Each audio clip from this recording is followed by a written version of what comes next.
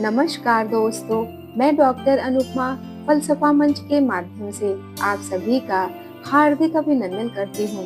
प्रस्तुत हूँ तुलसीदास के दोहों की हिंदी व्याख्या की प्रस्तुति लेकर। तुलसीदास ने इन दोहों में भक्त और भगवान के बीच के अटूट संबंध की बात की है।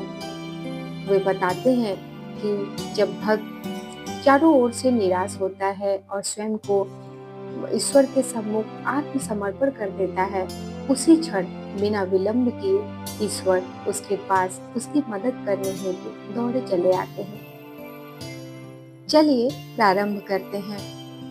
सभा सभासद निरखि पट, पकड़ि उठायो हाथ, तुलसी कियो 11 बसन बेस जदुनाथ, बसन बेस जदुनाथ। प्रस्तुत दोहे में गोस्वामी तुलसीदास ने प्रभु की दयालुता और भक्त वत्सलता की ओर इशारा करते हुए स्पष्ट करते हैं कि भक्त की सहायता हेतु ईश्वर सदैव तत्पर रहते हैं। वे एक क्षण भी विलंब नहीं करते, क्षण मात्र का भी विलंब नहीं करते। अपनी सभी सीमाओं का अतिक्रमण करते हुए वे अपने भक्त की रक्षा करते हैं। गोस्वामी जी अपनी बात की पुष्टि हेतु उदाहरण प्रस्तुत करते हुए कहते हैं कि जब महावीरों से भरी सभा में द्रौपदी किसी से सहायता और रक्षा पाने की उम्मीद न जानकर एक हाथ से अपने वस्त्रों को समेटते हुए दूसरे हाथ को ऊपर उठाकर शरणागति होती है, भगवान को पुकारती है, तो उसी समय द्रौपदी के सम्मान की रक्षा करने हेतु भगवान श्री कृष्ण ने वस्त्र का रूप धारण करके द्रौपदी के मान सम्मान की रक्षा की। तुलसीदास की दृष्टि में यह प्रभु का 11वां अवतार है। यह 11वां अवतार वस्त्रावतार था, जबकि जगत में उनके 10 अवतार से तो सभी परिचित हैं। कहने का आशय यह है कि हरि अपने भक्तों के मान सम्मान की रक्षा हेतु सभी सीमाओं से परे होकर अवश्य ही उसकी रक्षा करते हैं, उसकी सहायता करते हैं, उसको प्यार करते हैं, उसको दुलार करते हैं। अगला दोहा है, त्राहि तीन कहो द्रौपदी, तुलसी राज समाज, प्रथम बढ़े पट बिय विकल, चहत चकित निज काज, चहत चकित निज काज। भक्त वत्सलता एवं दयालुता सर्वशक्तिमान ईश्वर की करुणामयी अभिव्यक्ति है।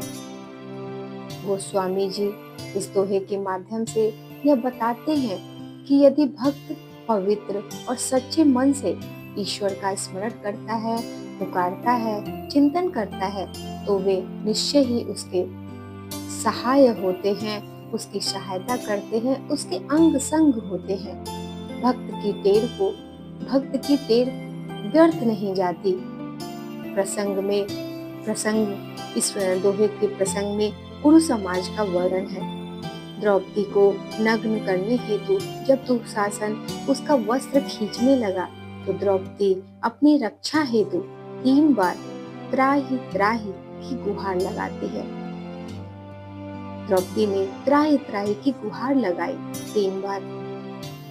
तुलसीदास जी कहते हैं कि प्रथम बार त्राहि कहते ही द्रौपदी के वस्त्र बढ़ गए और द्रौपदी की लाज बच गई।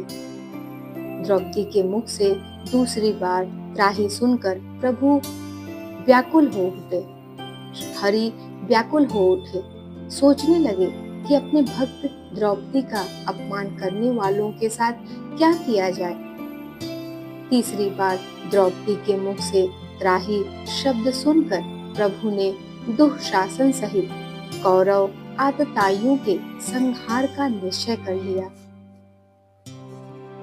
कहने का आशय यह है कि भक्त के दुख के चरम क्षणों में भयाद्र होकर, भय से आहत होकर, दुखी होकर पुकारे जाने पर ईश्वर अवश्य ही हमारी सहायता करते हैं, हमारे पास आते हैं, हमारे अंग संग होते हैं, भक्त की गुहार कभी भी खाली नहीं जाती।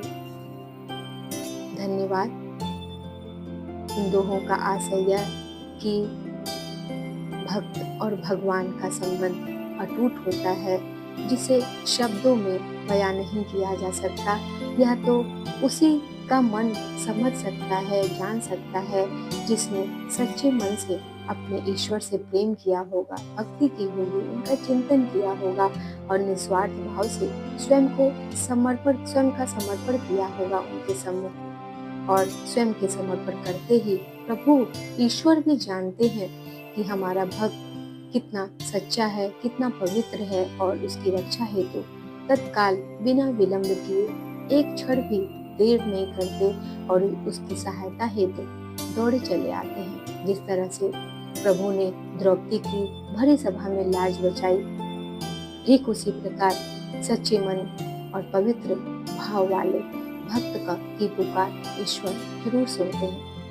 धन्यवाद। उम्मीद है आपको इन व्याख्या की प्रस्तुति अच्छी लगी होगी, समझ में आई होगी, और यदि वीडियो अच्छी लगती हो तो कृपया करके चैनल को सब्सक्राइब करें, लाइक करें, शेयर करें। मिलती हूँ बहुत जल्द। आप सभी को मेरा हृदय से नमस्कार। धन्यवाद।